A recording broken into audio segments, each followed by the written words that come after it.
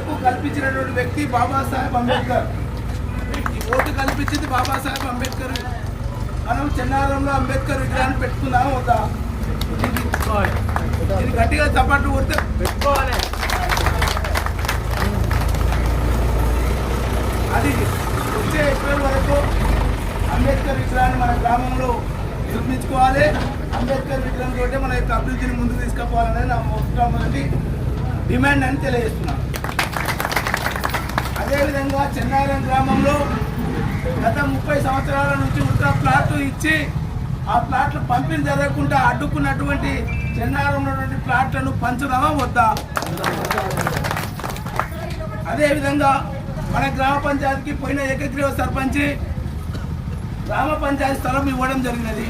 ఆ స్థలాన్ని గ్రామ పంచాయతీ వాళ్ళు ఇమీడియట్గా ఆక్యుపై చేసుకొని దాన్ని ఫినిషింగ్ చేయాలి. చేసుకుందాం వద్దా? అదేవిధంగా కేఎల్ఐ కాలువ చుట్టూ ప్రభుత్వానికి భూమి అమ్మి ఆ భూమి కబ్జాలో పెట్టుకోవడం జరిగింది.